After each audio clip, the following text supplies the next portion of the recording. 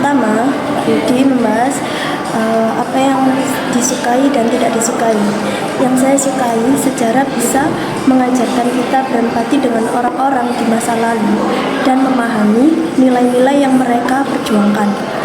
Yang tidak saya sukai, kadang-kadang sejarah itu terasa membosankan kalau hanya menghafal tanggal dan nama. Yang kedua, sebutkan dan jelaskan satu peristiwa sejarah yang menurut saya penting. Peristiwa proklamasi kemerdekaan pada 17 Agustus 1945.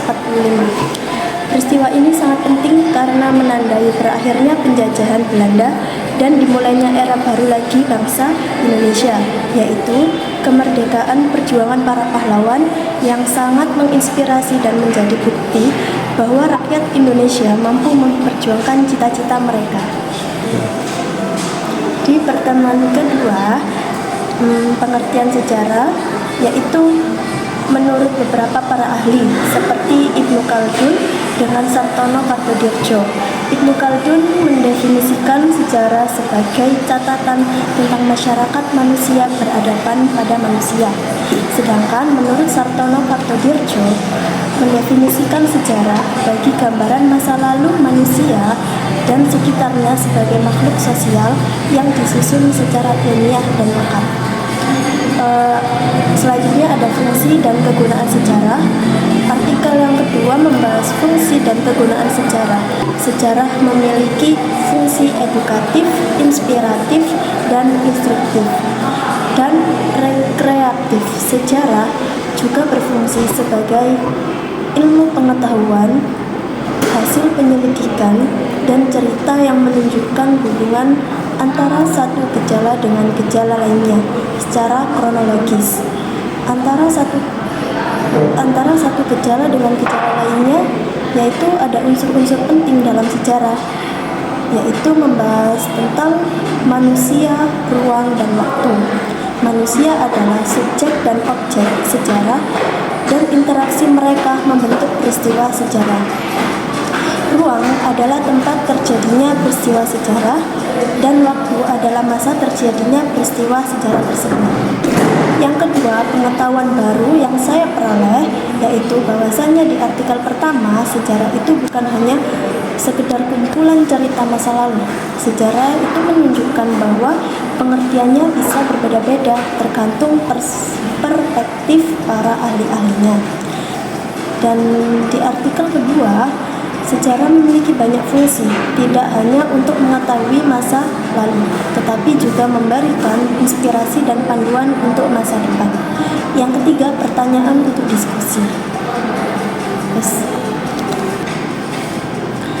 Di pertemuan ketiga, bagaimana sih fungsi sejarah sebagai edukatif?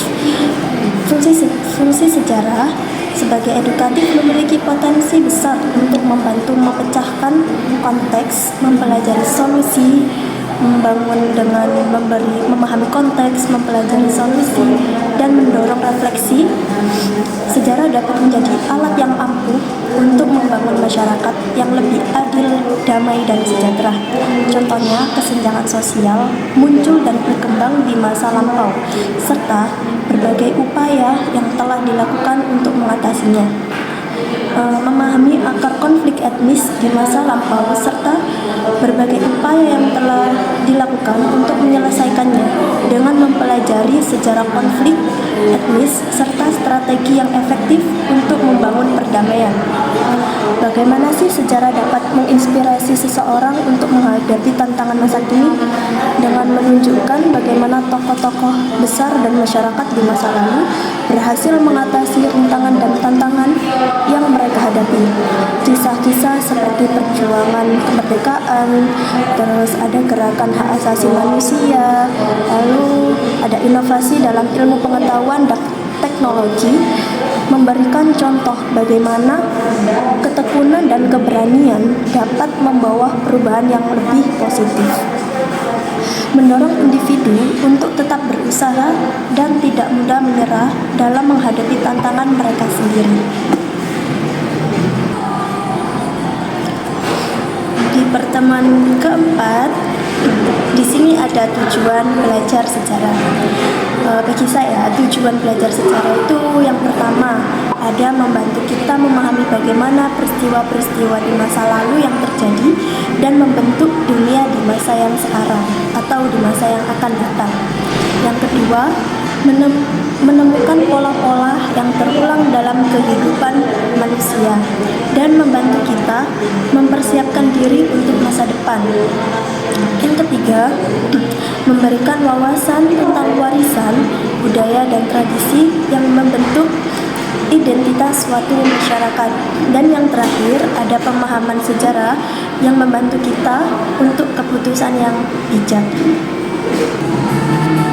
Di pertemuan kelima ada meresum video dari Pak Yudi.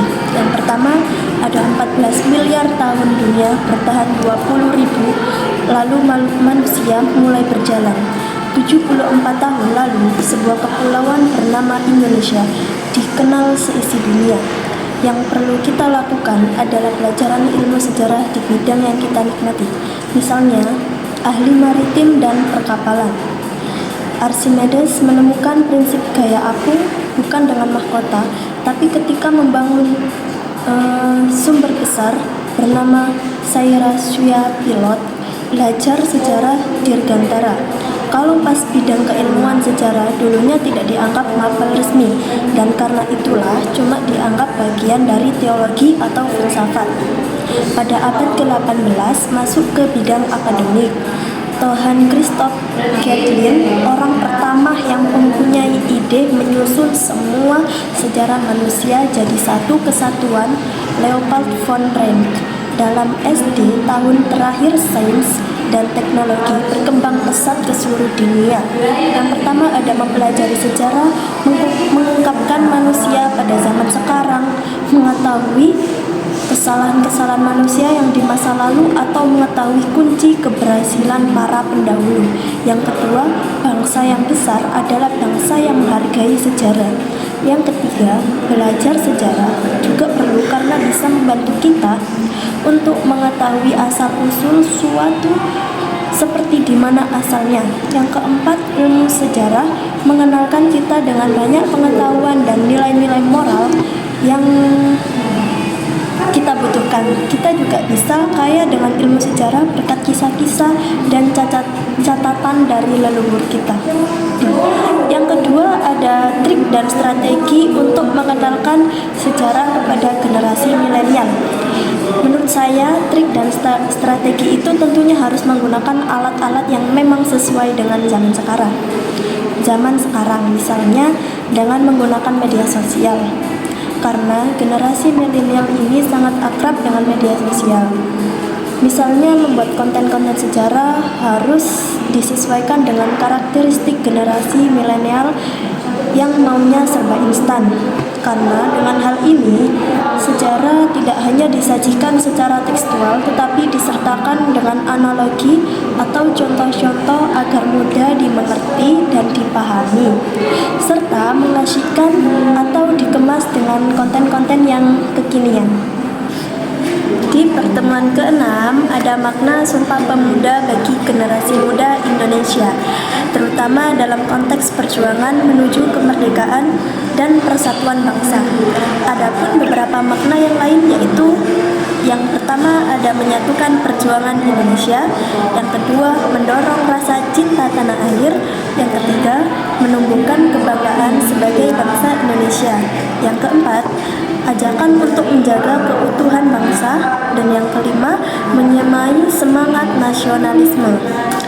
Dan ada unsur-unsur sejarah juga. Yang pertama, manusia itu sebagai subjek dan objek yang menentukan jalannya sejarah. Yang kedua ada ruang, yaitu di mana dimensi geografis tempat peristiwa yang terjadi. Ada waktu kronologi yang mengatur urutan peristiwa. Terakhir ada fungsi sejarah. Yang pertama ada intrinsik, yaitu menyediakan pengetahuan dan pemahaman tentang masa lalu. Dan yang kedua ada ekstrinsik, berfungsi dalam pendidikan moral, politik, dan kebijakan. Di pertemuan ke-7 ada faktor zat kimia. Fungsinya yaitu menghitung umur makhluk hidup Antom C12 dan C14. Segala sesuatu yang hidup pasti ada faktor antom, hewan, tumbuhan, tetapi tidak seawet manusia dan hewan. Lalu ada pendekatan dalam sejarah. Yang pertama, pendekatan kronologis seperti urutan dan waktu. Yang kedua, ada pendekatan komparatif seperti persamaan, perbedaan antara peristiwa. Yang ketiga, ada tematik, yaitu ekonomi, sosial, dan budaya. Yang keempat, ada pendekatan interdisipliner, yaitu disiplin ilmu, sosiologi, dan antropologi atau politik. Selanjutnya, ada peran sejarah dalam kehidupan. Sejarah memberikan pemahaman tentang masa lalu dan membuat identitas budaya serta nasional. Kita belajar bahwa dari pengalaman masa lalu menghindari kesalahan yang sama dan membantu kita dalam membuat keputusan di masa depan atau di masa yang akan datang. Selanjutnya ada hubungan sejarah dengan disiplin ilmu lain. Yang pertama, interdisipliner. Sejarah memiliki hubungan yang erat dengan berbagai ilmu seperti sosiologi, antropologi, ekonomi, geografis, politik, dan lain-lain. Yang kedua, saling memperkaya, yaitu yang dimaksud sejarah dipengaruhi dan mempengaruhi perkembangan bidang keilmuan lain.